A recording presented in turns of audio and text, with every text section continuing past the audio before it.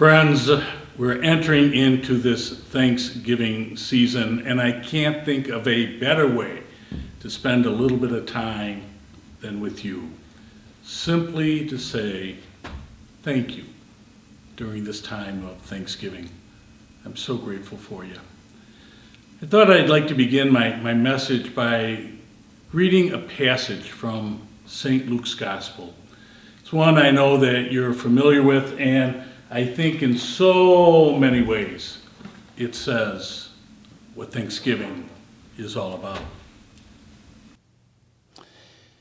As Jesus continued his journey to Jerusalem, he traveled through Samaria and Galilee. As he was entering a village, 10 lepers met him.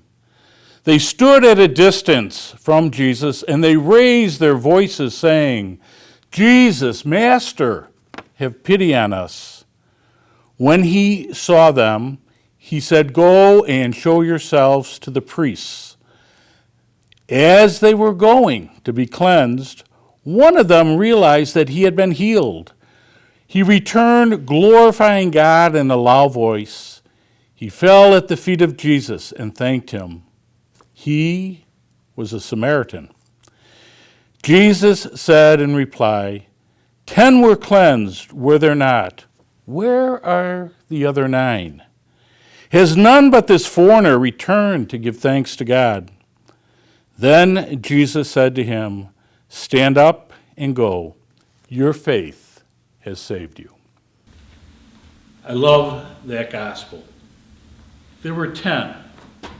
One, the foreigner, the Samaritan, comes back and says, "Thank you." To all the young people here at Mercy Home for Boys and Girls, certainly to all of my coworkers, to our board members, and certainly to all of our donors, our friends who support this mission of God's mercy, I say thank you.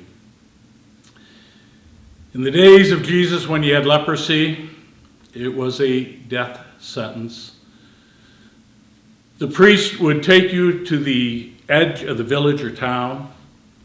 He would pray a prayer over you, the prayer of the dead, and send you out into the desert. You lost everything.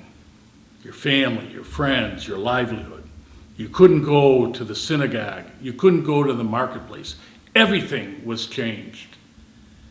And Jesus heals these 10 lepers. And one realizes that he's been given his life back again.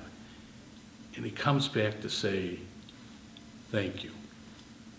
He's able to return to his family and to his friends, to the temple, to the marketplace, to work.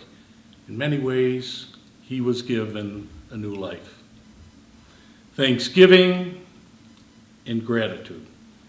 How important it is during this time of year. You know, it took the one who was healed.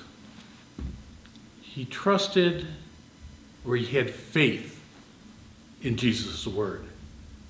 He trusted the word, and he realized he was healed and went back and said thank you.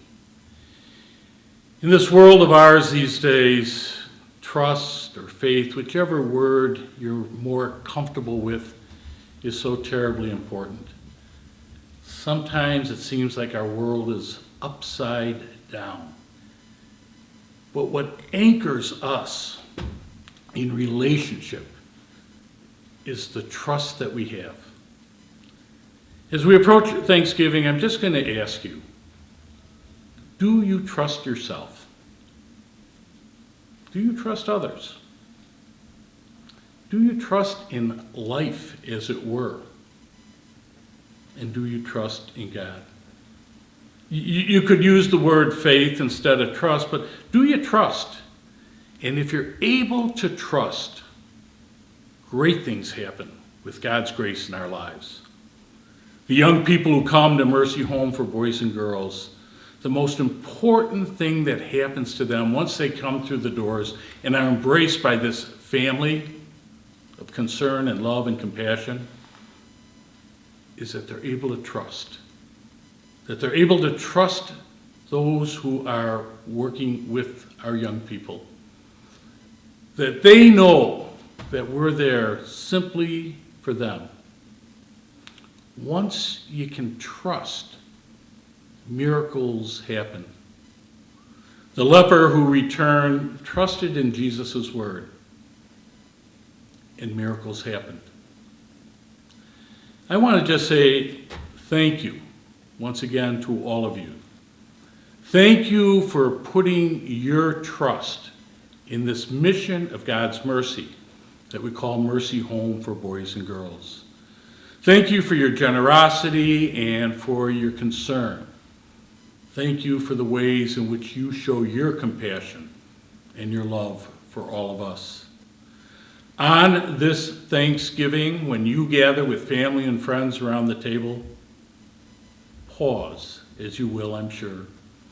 Give thanks to God for each other, for the food that you eat, for the ways in which you benefit from God's grace and mercy in your own lives. I'll be with you. I'll be with you at those many tables with a grateful heart, with a very grateful heart. Praising God, truly, and thanking God for you.